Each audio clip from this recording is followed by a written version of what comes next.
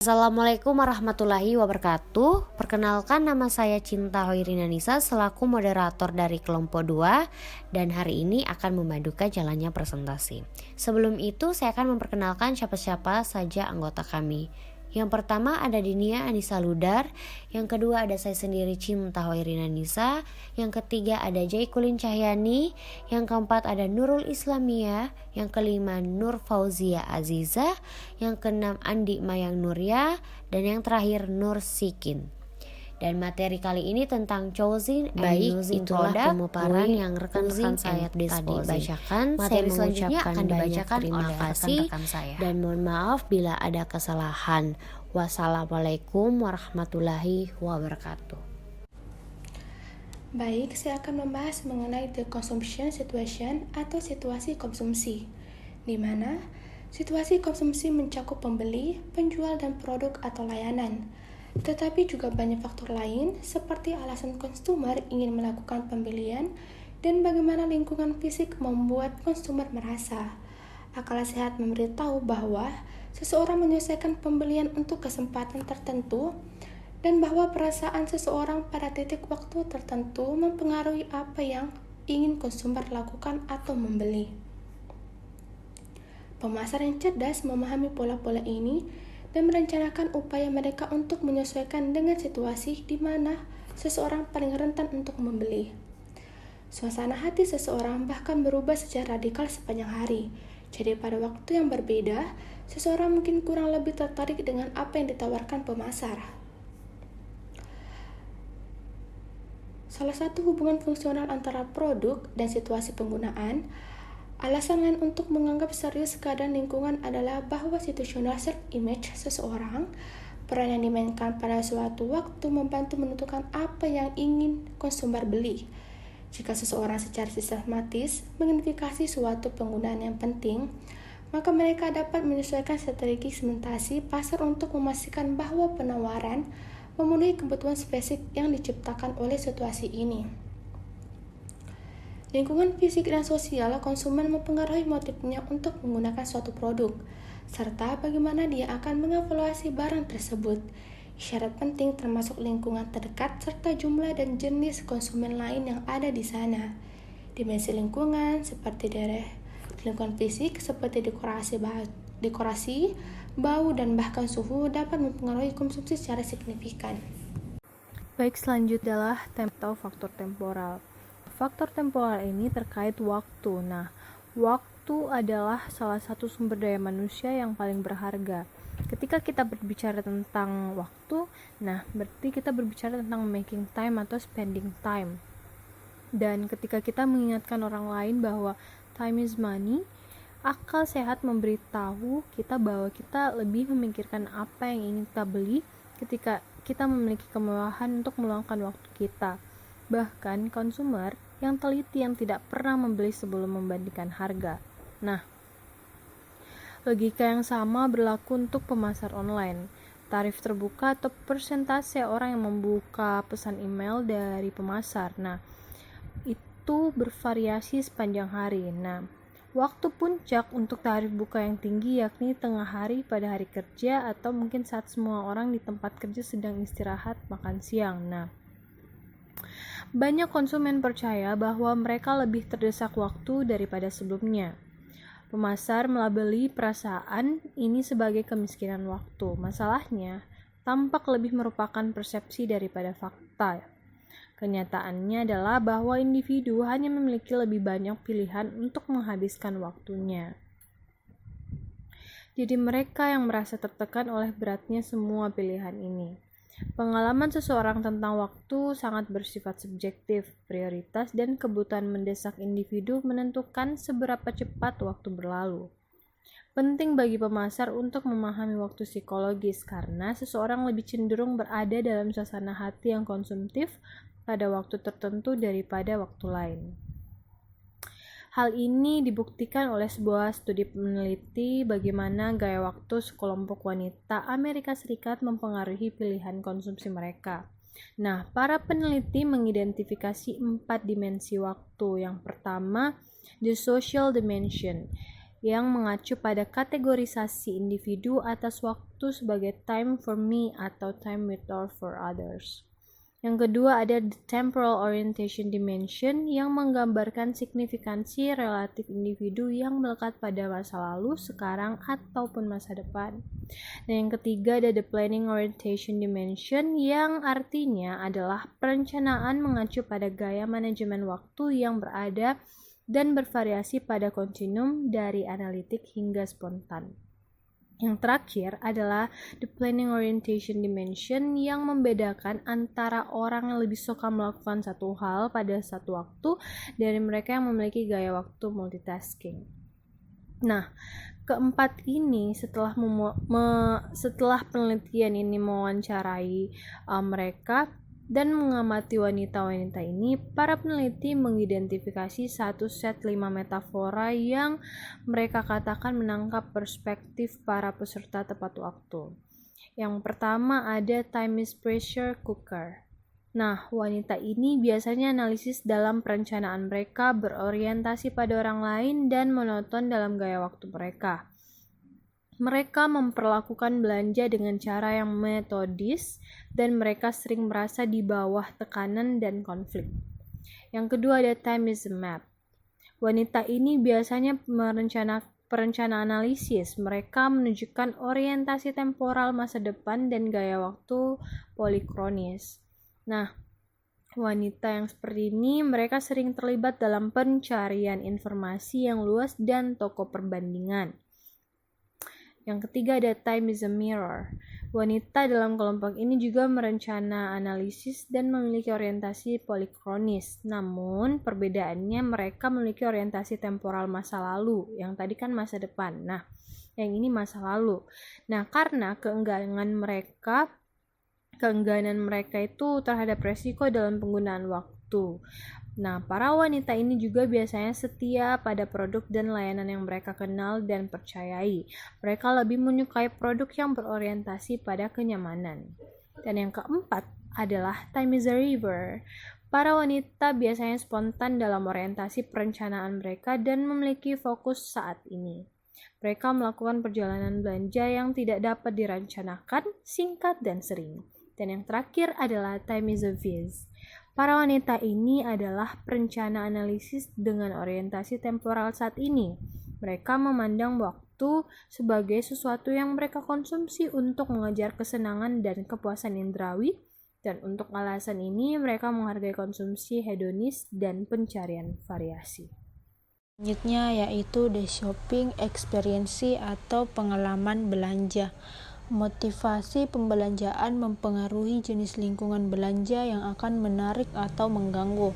Misalnya, seseorang yang ingin mencari dan membeli sesuatu dengan cepat mungkin menganggap musik yang keras, warna-warna cerah, atau tata letak yang rumit mengganggu.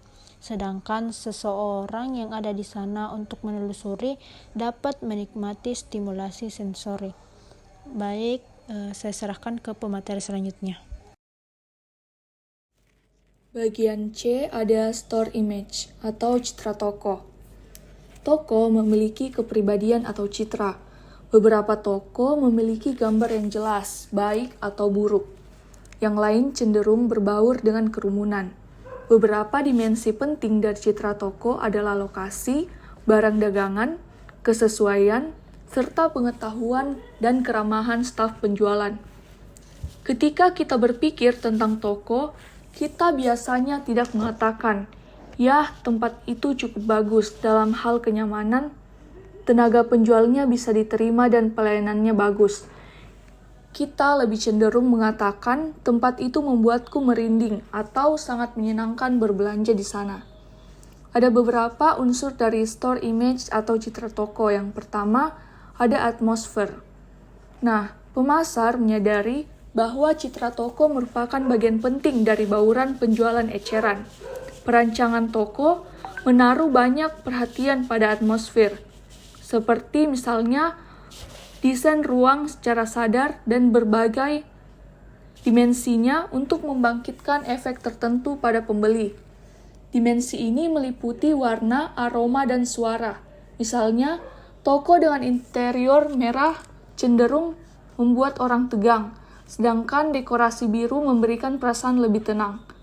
Suasana toko pada gilirannya mempengaruhi apa yang kita beli. Dalam sebuah penelitian, peneliti bertanya kepada pembeli berapa banyak kesenangan yang mereka rasakan 5 menit setelah mereka memasuki toko. Yang kedua ada in-store decision making atau pengambilan keputusan di toko. Bagian A, spontaneous shopping atau belanja spontan. Nah, ketika seseorang pembelanja tiba-tiba memutuskan untuk membeli sesuatu di toko, salah satu dari 2 proses yang berbeda menjelaskan alasannya. Yang pertama, karena konsumen terlibat dalam pembelian yang tidak direncanakan ketika dia tidak terbiasa dengan tata letak toko, atau mungkin dia berada di bawah tekanan waktu. Atau jika dia melihat barang di rak toko, ini mungkin mengingatkannya bahwa dia membutuhkannya. Sekitar sepertiga dari semua pembelian yang tidak direncanakan terjadi, karena pembelanja mengenali kebutuhan baru saat dia berada di toko. Yang kedua, konsumen terlibat dalam pembelian impulsif.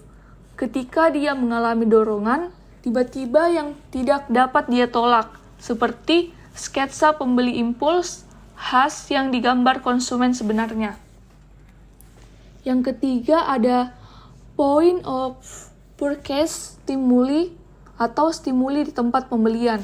Nah, tampilan di dalam toko yang dirancang dengan baik dapat meningkatkan pembelian impulsif sebanyak 10%.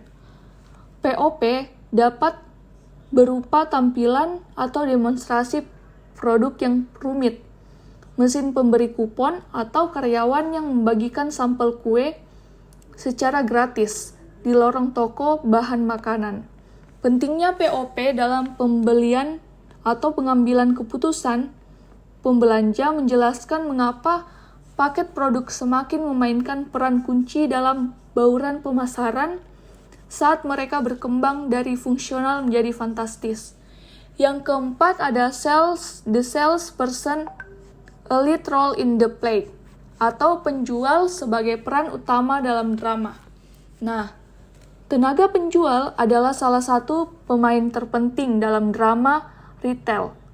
Teori pertukaran menekankan bahwa setiap interaksi melibatkan pertukaran nilai. Nah, setiap peserta memberikan sesuatu kepada yang lain dan berharap untuk menerima sesuatu sebagai balasannya. Seseorang penjual atau kompeten menawarkan banyak nilai karena saran ahlinya membuat pilihan pembelanja lebih mudah. Nah, situasi pembeli penjual seperti banyak pertemuan di adik lainnya atau kelompok 2 orang itu adalah hubungan di mana kedua belah pihak harus mencapai kesepakatan tentang peran masing-masing selama proses negosiasi identitas. Selain itu juga, tenaga penjual yang lebih efektif biasanya mengetahui sifat dan preferensi pelanggan mereka lebih baik daripada tenaga penjual yang tidak efektif. Dan mereka juga dapat menyesuaikan pendekatan mereka untuk memenuhi kebutuhan setiap pelanggan tertentu.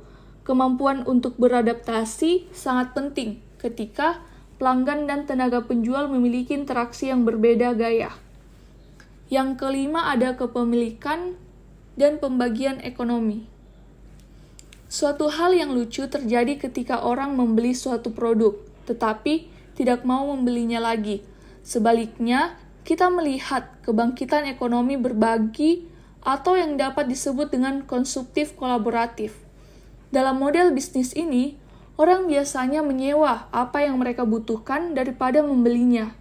Nah, konsumsi kolaboratif menempatkan layanan mereka dan sistem peringkat yang memungkinkan pembeli dan penjual menilai pengalaman mereka. Yang keenam ada kepuasan pasca pembelian.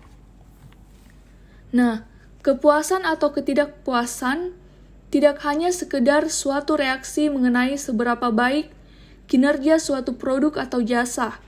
Menurut model diskonfirmasi harapan, kami membentuk keyakinan tentang kinerja produk berdasarkan pengalaman kami sebelumnya dengan produk atau komunikasi tentang produk yang menyiratkan tingkat kualitas tertentu. Ketika suatu produk sesuai dengan yang kami harapkan, kami mungkin tidak berpikir banyak tentang produk itu. Namun, jika gagal dan tidak sesuai harapan, maka ini dapat menciptakan perasaan yang negatif. Saya akan menjelaskan mengenai pembuangan produk, mendaur ulang, juga siklus lateral. Pembuangan produk merupakan elemen penting dari perilaku konsumen. Kita semua harus menyingkirkan barang kita di saat tertentu, baik karena telah memenuhi tujuannya atau karena tidak lagi sesuai dengan harapan kita. Dalam banyak kasus, kami memperoleh produk baru meskipun yang lama masih berfungsi. Hal ini merupakan salah satu ciri masyarakat materialistis. Satu studi melaporkan bahwa upaya yang dirasakan terlibat dalam daur ulang adalah prediktor terbaik apakah orang akan mendapatkan masalah. Dimensi pragmatis ini melebihi sikap umum terhadap daur ulang dan lingkungan dalam memprediksi niat seorang untuk mendaur ulang. Siklus lateral adalah kegiatan satu konsumen menukar sesuatu yang dimiliki dengan sesuatu yang dimiliki orang lain. Sebagai penutup, keputusan kita tentang bagaimana membuang suatu produk sama pentingnya dengan bagaimana kita memutuskan untuk mendapatkannya. Kepedulian terhadap lingkungan dan sampah menjadi isu kunci pembuangan produk dalam banyak kategori. Selain memahami apakah dan bagaimana konsumen mendaur ulang, model perdagangan ulang yang lebih baru seperti switching muncul yang memungkinkan orang untuk berbagi lebih banyak barang bekas mereka satu sama lain daripada membuangnya. Baik, itulah pemaparan yang rekan-rekan saya tadi bacakan. Saya mengucapkan banyak terima kasih dan mohon maaf bila ada kesalahan. Wassalamualaikum warahmatullahi wabarakatuh.